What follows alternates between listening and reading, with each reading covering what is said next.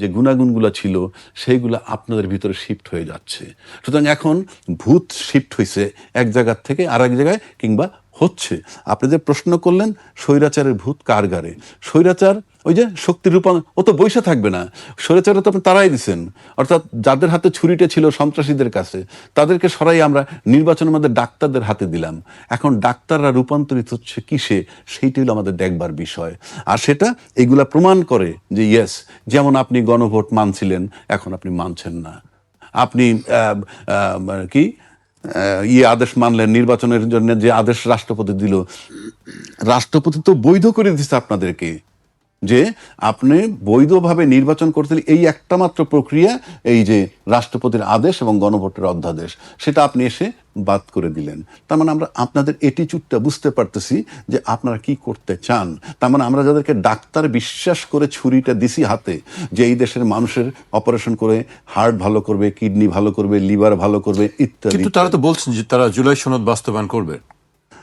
আমি বুঝলাম না আপনি বাস্তবায়ন করবেন মানে কি, বাধাটা কোথায়? বাস্তবায়ন করবেন মানে কি আমি তো বুঝলাম না। খাম্বা টানা হইলো, তার টানা হইলো, বাল্ব লাগানো হইলো, সুইচ দেওয়া হইলো, আপনি সুইচটা টিপবেন, সেটা তো আপনি করছেন না। আপনি ইলেকট্রিক লাইনের খাম্বা টানলেন, তার টানলেন, বাল্ব লাগাইলেন, সুইচ দিচ্ছেন না। দিবেন নিশ্চয়ই, তারা হয়তো। তো বলেন তাহলে তার আশায় থাকেন, তাহলে যেদিন দিবেন সেদিন পার্লামেন্ট খুললেই তো হয়। আপনি unnecessary you are wasting time and you are losing time and money both. আপনি বলেন না গত 2 মাসের মধ্যে যতবার সংসদ অধিবেশনটা বসছে, what is the use of it? আপনি বলতে হবে তো।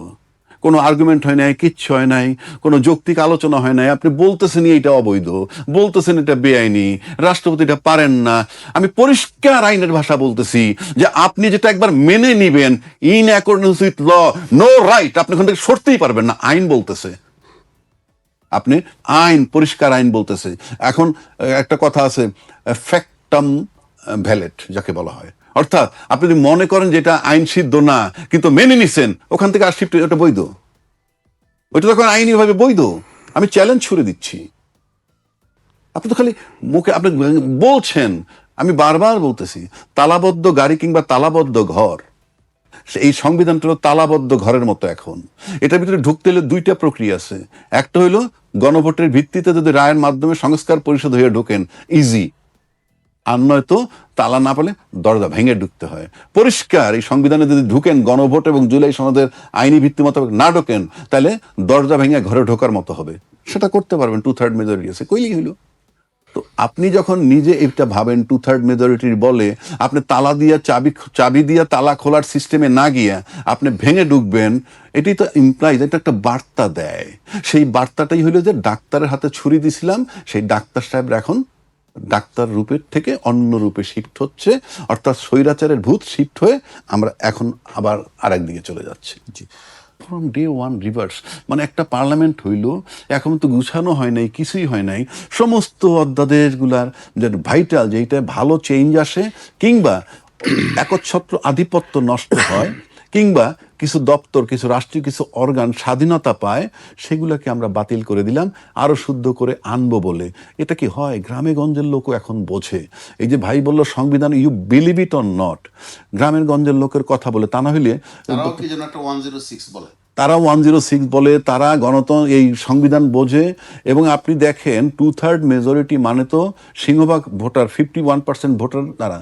আমরা তো এখনো দেখতেছি না যে সয়লাভ হয়ে গেছে, ইয়েতে যে সোশ্যাল মিডিয়ায় সয়লাভ হয়ে গেছে যে পার্লামেন্টে সরকার পক্ষ সংবিধানে যে ব্যাখ্যা দিতেছে সেটাই সঠিক। আপনি দেখেন, পাবেন না, আপনি পাবেন না, আপনি দেখেন, বরং রিভার্সটা পাবেন, রিভার্সটা পাবেন।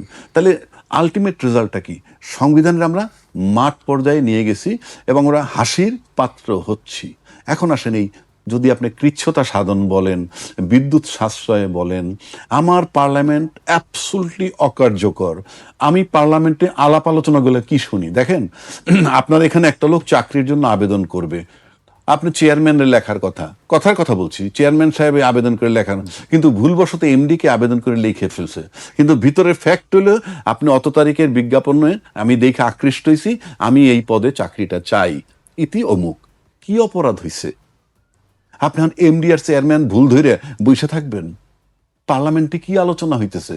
প্রপার অ্যাড্রেস হয় নাই, তো দেখে পইরেন না, তো ওইটা কইরেন না। আরে ভাই, আমার পরিবর্তন কি আসবে? সবাই তো পার্লামেন্টে ভাইটাল রোলটা যারা প্লে করতেছে, দে আর জাস্ট ফার্স্ট টাইম। আপনি যত কথাই বলেন, স্পিকার থেকে ধরেন, সরকারি দলের যারা প্রতিনিধিত্ব করতেছে, যারা মুখপাত্র হিসেবে কথা বলতেছে, বিরোধী দলে যারা, সব আপনি বসে বসে ওই আলাপ করে কি হবে এটা দেশের? আপনি ভাইটাল কথাগুলা ঠিক আছে কিনা, আমার অ্যাড্রেসিং ঠিক হয় নাই, ওইটা বইলে আমি বলতে জুলাই সনদ বাস্তবায়ন করতে হবে, এটা আমরা মাইনে আসছি, এটা তো বেসিক কথা। এটা না বললে আপনি শুদ্ধ হেনেই ভুল হইছে, তো এটা পার্লামেন্টে শাহবাগ মোড় না, এটা পার্লামেন্ট, এই যে কথাগুলো আপনি বলতেছেন, আমরা তো পার্লামেন্টে দেখতেছি কে কোন কথা বলে। পার্লামেন্টে তাহলে শুধু আইনের মধ্যেই থাকেন না, শুধু আইন নিয়ে আলাপ, অন্য বিষয়ে দরকার নাই তো, কথার কথা বলছি। আর এই টার্লাইন 2/3 মেজরিটিতে আপনি যা বলেন তাই। সুতরাং আপনি যদি কৃচ্ছতা সাধন করতে চান, বিদ্যুৎ বাঁচাইতে চান, তেল বাঁচাইতে চান, পার্লামেন্ট বন্ধ করে দেন। হ্যাঁ, এটা কথাটা আগেও বলছি, আজকেও বলছি, যে গাড়ি যদি বন্ধ করে রাখেন, মাঝে মাঝে স্টার্ট দিতে হয়, তাহলে ইঞ্জিনটা বৈশা যায়। কামাল ভাই বলছেন যে অনলাইনে আবার কোন দিন না চালু না, না হয়ে যায়। সদস্যপদ যাতে আপনাদের বাতিল হয়ে না যায়, মাসে 2 দিন পার্লামেন্ট বসবেন, বৈশা ওই থুবাইবেন, কি কি বাদ দিবেন, থুবাইবেন, কি কি পাশ করবেন, হ্যাঁ জয়যুক্ত, না জয়যুক্ত, বাস শেষ হয়ে গেল। Don't waste time. আবার একটা কথা আসে, এই যে বার কাউন্সিলের কথা আসলে সেই জন্য বসলাম। আপনি গণতান্ত্রিক সরকার, আপনি নির্বাচনে বিশ্বাসী না, এটা আপনি কাজে কর্মে প্রমাণ করতেছেন। কি কি আসে যায়? আপনি সংসদ নির্বাচন, তোপের মধ্যে, আগুনের মধ্যে আমরা নির্বাচন করছি, কারণ নির্বাচিত সরকার আসলে দেশটা ভালো হবে। কিন্তু আপনার একবারও খেয়াল করেন নাই যে আগুনের জায়গায় আগুন রয়েছে, উপরে শুধু তুষ ছিল, ভিতরে আগুন। সেই জায়গাটা আপনার ঢুকছেন, ঢুকে কিন্তু আজকে আপনার বেকায়দাই পড়েছেন, ওভারকাম করতে পারতেছেন না। এখন পর্যন্ত সংবিধান সংশোধন কমিটি বানাইছেন, বানান না, 2/3 মেজরিটি, কারো ধার ধারেন কেন? বানাইয়া করে ফেলান দেখি, পারছেন না। It is not so easy, I am telling you, not so easy. করতে পারবেন, দরজা ধাক্কা দিয়া দরজা ভেঙে ঢোকেন, সেটাও তো ঢুকতেছেন না। Don't waste time. আপনি তো ওই অজুহাত দেন, আপনি কোনোটাই চালাইতে পারেন।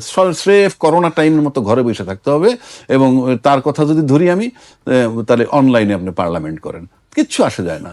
আর যেটা বলছেন যে আপনার দ্রব্যমূল্যের, আপনি বলতেন যে বিরোধী দল আনে না কেন? আমি বিরোধী দল আনবে কেন? আপনি কি করতেছেন? ইউ টেল মি, আপনি কি করতেছেন? এটা তো আপনার দায়িত্ব, রেসপন্সিবিলিটি আপনার।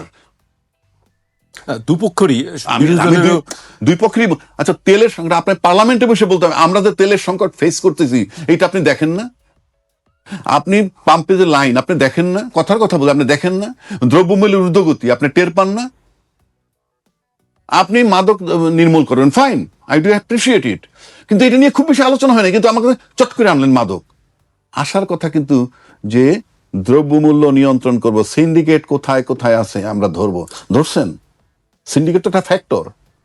আপনি মাদকে চলে যাচ্ছেন, ফাইন, সেটা নিয়ে আমার দ্বিমত নাই, কিন্তু আপনি সিন্ডিকেটে আসছেন না কেন? তেল জ্বালানির সংকট নাই, লাইনটা কেন? এটার কৈফিয়ত কি? লাইনটা কেন? আমার তো জানতে হবে লাইনটা কেন। লাইনটা কেন, আমার কারণটা জানতে হবে না? লাইনটা কেন? যে কি মানুষ অহেতুক লাইন দেয়? তো আমি সেই জায়গাগুলোতে আপনার কাজ করতে হবে। Don't make the people frustrated. আপনি যদি মানুষের কথা যে বলেন, আজকে মনে করেন যে আজকে যেমন অনেকে কথায় কথায় বলে যে বিরোধী দল ডাক দিলে আন্দোলন হবে না, এটা যেমন কারেক্ট, একইভাবে মনে করবেন না যে সরকারি দল ডাক দিলেই তার লোক ঝাঁপাইয়ে পড়ে আন্দোলনকারী থামাবে, এটাও সঠিক নয়। কেন নয়? ওই যে শিফট হয়ে গেছে, গুণগত মান যে শিফট হয়ে গেছে, যেটা বললাম, এই শিফটের কারণে এই সরকারি দলেরই বহু লোক আছে, আমাদের সাথে তো কথাবার্তা, আমি আশা করি যে ওনার সাথেও কথাবার্তা হয়, বহু লোক এই আদর্শগত কারণে তাদের সাথে নাই। কারণ যেই মিডিয়া এই সরকারকে এখন প্রেফার করতেছে, পীর সাহেবরে মাইরে ফেলতে পিটাইয়া তার ফলো আপ যে ভিউজ আসার কথা, নিউজ হয়, নিউজ কিন্তু ইম্পর্টেন্ট না। নিউজটা হলো কি, একটা ঘটনা ঘটছে বলে দিলাম, কিন্তু এরপরে ভিউজ থাকে। সেই ভিউজে আপনি মানে ফলো আপ দেখান যে এই পীর সাহেবরে মারছে, এটা সঠিক হয় নাই, মব চলমান আছে, ইউ সি, আমাকে একটা পেপারে দেখান না, দেখান। আমি সেদিন একটা পত্রিকা অফিসে ছিলাম, এই কি বলে বৈশাখী আড্ডার মধ্যে, সেখানে একজনে বলল যে প্রোপাগান্ডা ছড়ানো হয়, যেমন ওনার বিরুদ্ধে আমি একটা প্রোপাগান্ডা ছড়াইলাম, এটার ইস্যুতে উনি গ্রেপ্তারও হয়ে যেতে পারে। তো এইটার জন্য সরকারকে দোষ দিচ্ছে, তখন আমি মিডিয়াকে দোষ দিছি। কেন জানেন? প্রচারটা করে কারা? Media. There are many ways, news, print media. মিডিয়ার এখন তো অনেক না, না, ভাগ শাখা আমি হয়ে গেছে। বলতেছি print media, electronic media, social media, তাই না? এর মধ্যে আবার main stream media main stream আছে তো। তাহলে যখন আমি মোস্তফা কামাল সম্পর্কে একটা তথ্য দিয়ে ফেলাইলাম এক পত্রিকার সম্পাদকরে, তার তো নৈতিক দায়িত্ব ওইটা ভেরিফাই। উনি যদি এটা প্রচার করে ফেলেন, দোষটা তো আমার চেয়ে তার, আমারটা তো শোনে নাই। আমি যে কি প্রচার করছি এটা শোনে নাই তো। উনি যখন লিখলেন যে আবু রাজ্জা কি বলছে, Mostafa Kamal is doing this wrong, so media, তো মিডিয়ার রেসপন্সিবিলিটি সবচেয়ে বেশি। তারপরে নিয়ে আমি টনক নড়াবো, কি করব না করব, কথার কথা বলছি। সুতরাং রেসপন্সিবিলিটি সবার আছে। একইভাবে আমরা দৃশ্যমান তেল নাই, দ্রব্যমূল্য ঊর্ধ্বগতি, হ্যাঁ, আর আপনি মাদক নিয়ে করেন, সমস্যা নাই, কিন্তু আপনি এটা তো নৈতিক। কালকে বলেন তেল বন্ধ হয়ে গেলে সব বন্ধ, তেল বন্ধ হয়ে গেলে বিদ্যুৎ উৎপাদন বন্ধ, বিদ্যুৎ উৎপাদন বললে ইন্ডাস্ট্রি বন্ধ, ইন্ডাস্ট্রি বন্ধ হলে লোক বেকার, লোক বেকার হয়ে মাঠে নামবে, ফ্রাস্ট্রেটেড, তখন যে ডাক দিবে আপনার বিরুদ্ধে ওই লোকগুলো যাবে। Why you are making the people frustrated? It is আপনার রেসপন্সিবিলিটি। আর আপনি যদি একেবারেই কেয়ার না করেন 2/3 মেজরিটির বলে, আবার আপনি যদি সেই একই জিনিস করতে চান, হিস্ট্রি তো রিপিট করা। ওরা যেমন আন্দোলন, একটা বিপ্লব হয় না অত সহজে, একইভাবে শেখ হাসিনার মতো এই প্রশাসনটাকে আপনি চালাইতে পারবেন? আমি নিশ্চিত করে বলে দিচ্ছি পারবেন না। এই কারণে পারবেন না যে তারাও লেসন নিছে, তারা ভিকটিম হইছে, সরকারের কথা শুনতে গিয়ে আজকে ভিকটিম হইছে, এদের সন্তান আছে, পরিবার পরিজন আছে, তারাও বলতেছে যে ডোন্ট ডু দ্যাট, আমি শিওর। সুতরাং আপনাকে মেইন চিন্তা করতে জনকল্যাণ। আপনি আইন বাদ দেন, আপনি গণভোট মানলেন কি মানলেন না, আপনি নির্বাচন, এই যে কি বলে, বিচার বিভাগটাকে স্বাধীন করে দেখান। কারণ যখনই 2/3 মেজরিটি পেয়ে যায় আমরা দেখি বলে হ্যাঁ আদালত ডিসাইড করবে, তার মানে কি ইউ আর শিওর অ্যাবাউট আদালত, আপনার কনফিডেন্স গ্রো হয়ে যায়।